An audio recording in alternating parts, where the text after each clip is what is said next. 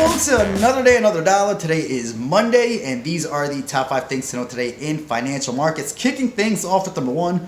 Ooh, Lord, it's a risk-off type of day on Wall Street this morning. We see really the rapid spread of the coronavirus outbreak is weighing on risk sentiment. We saw a large jump in the number of new cases confirmed over in South Korea, Italy, and Iran.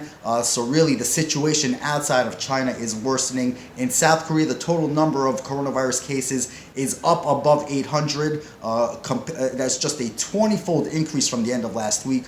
Over in Italy, the number of confirmed cases is up to 157 compared to just 3 on Friday.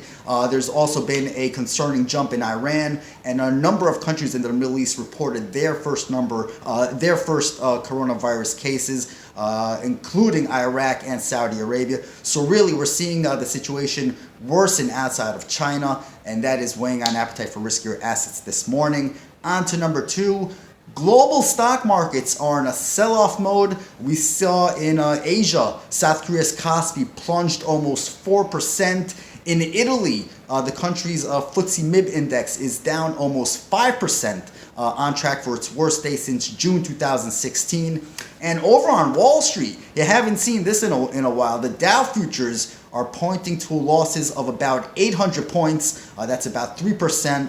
The S&P 500 and NASDAQ futures are also pointing to sharp losses, while the VIX, Wall Street's fear index, is up almost 13%. So really, we see risk aversion gripping financial markets. Just be on the lookout as the session progresses if perhaps we get a reversal of sorts, or if the situation worsens from where we are right now. On to number 3, staying on the risk sentiment trade.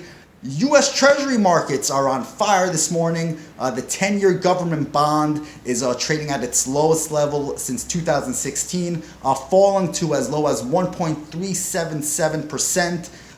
The main level to look at today would be the 1.31% level, which is the low from June 2016. If the 10-year bond yield moves further down towards that level and breaks below, that could add to risk aversion on the session. The 30-year government bond is also trading at record lows, so really a lot of fear to kick off the trading on Monday. On to number 4, staying on that front, gold prices are continuing this month's incredible rally, trading up above 2% this morning. We see gold futures at around the 1690 mark, which would be the highest level since February 2013. The yellow metal is benefiting from a number of bullish factors, including fears over the coronavirus outbreak, as well as expectations of more stimulus from global central banks. We also see some technical buying kicking in after gold prices broke above key resistant levels at the end of last week. So again, if you're long gold, congratulations. And finally, number 5, staying in commodities, oil prices are on the back foot, tumbling more than 3%. Really, we see fears over global growth, and in turn, which should hit demand, weighing on oil prices. Really, it's been a bad start to the year for black gold.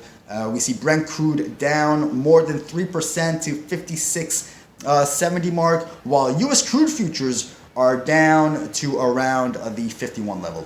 That's it for me for today. May the trading gods be with you. Strap your seatbelts in. Today could be a wild one. That's it for me. Have a good one, everybody.